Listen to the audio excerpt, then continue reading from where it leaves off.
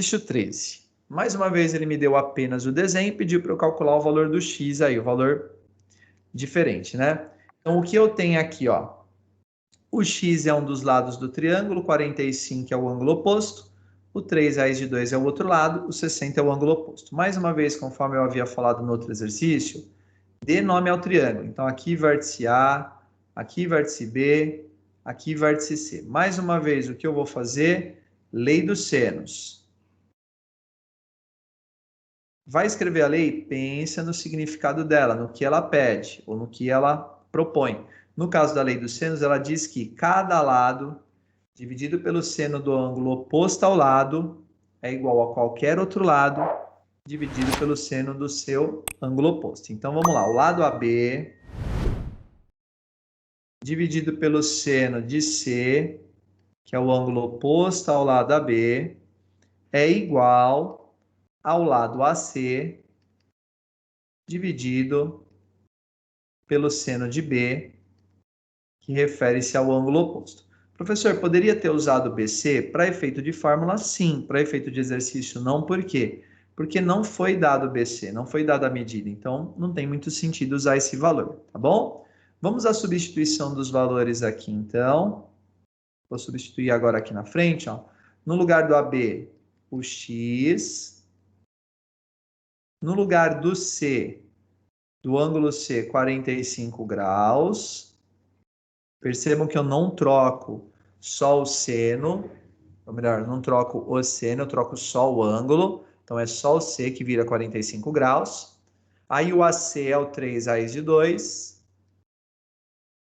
E tudo isso sobre o seno do ângulo B, que é de 60 graus. Tá bom?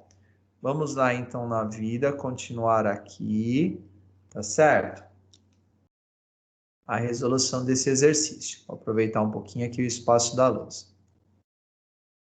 Bom, nesse momento eu vou ter que fazer a substituição dos valores dos senos de 45 e 60. Então vai ficar x sobre raiz de 2 sobre 2, que é igual a 3 raiz de 2 sobre o seno de 60. O seno de 60, raiz de 3 sobre 2.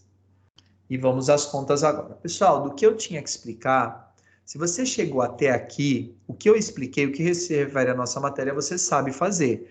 Se a partir daqui você tem algum problema, é problema de cálculo, tá? São resoluções que já foram feitas no ensino fundamental.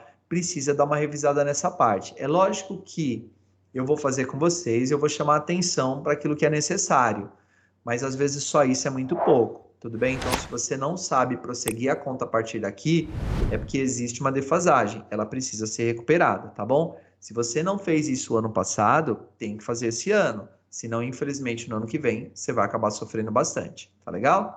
Então, vamos lá. Mais uma vez, ó, eu tenho 2 no denominador da primeira fração, 2 no denominador da segunda. Como os valores são iguais, eu posso proceder com o cancelamento. O que vai sobrar? X por raiz de 2 e 3 raiz de 2 pela raiz de 3. Novamente, eu multiplico em x. Então, a raiz de 2 passa multiplicando e o x também. Vai ficar, então, x que multiplica a raiz de 3, que é igual a raiz de 2 que multiplica 3 raiz de 2. Vou procurar fazer passo a passo para chamar atenção para alguns detalhes, tá bom? Aí, vamos lá. Então, no lugar de escrever x raiz de 3, eu vou só inverter. Colocar raiz de 3 vezes x ou só raiz de 3x. Aqui eu posso juntar as duas raízes porque elas são iguais. Então, posso escrever raiz de 2 vezes raiz de 2 como raiz de 2 ao quadrado.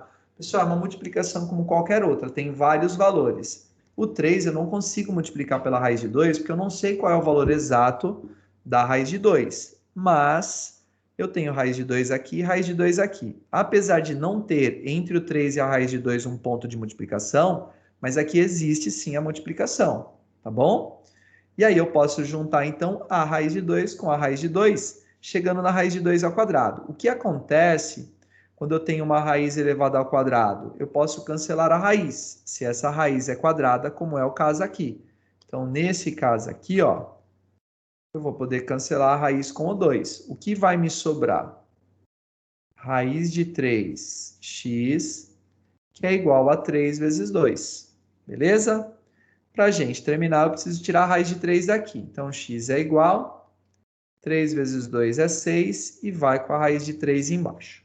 Bom, essa resposta está correta, tá? E esse é o valor de x. No entanto, a comunidade matemática pede que o valor seja racionalizado, que você não tenha raiz embaixo, porque eu não sei quanto vale a raiz de 3. Então, ficaria difícil pensar na divisão do 6 por essa raiz de 3, tá certo? Então, essa é a nossa ideia, retirar a raiz dali. Eu acabei de ver que se eu tiver uma raiz ao quadrado, eu consigo tirar ela. Bom, o que eu vou fazer aqui? Eu vou multiplicar embaixo pela raiz de 3. Porque multiplicando embaixo pela raiz de 3, isso daqui é a raiz de 3 ao quadrado, vai cancelar a raiz e vai dar 3, tá?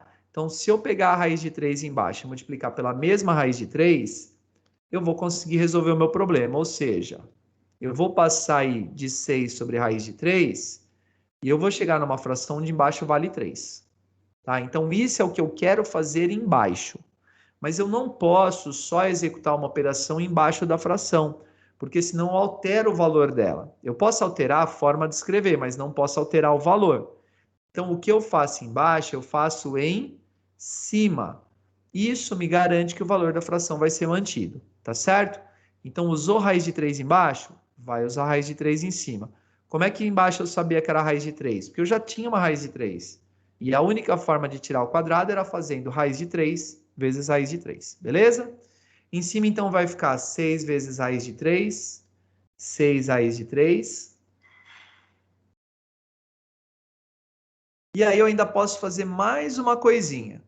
Como agora o 6 está fora da raiz, ele é passível da divisão pelo 3 que está embaixo. Então, o que eu quero dizer? Que eu posso fazer o 6 dividido por 3. E 6 dividido por 3 dá 2. O meu resultado final, então, é 2 raiz de 3. Prontinho, pessoal. Tá feito aí, então, o exercício 13.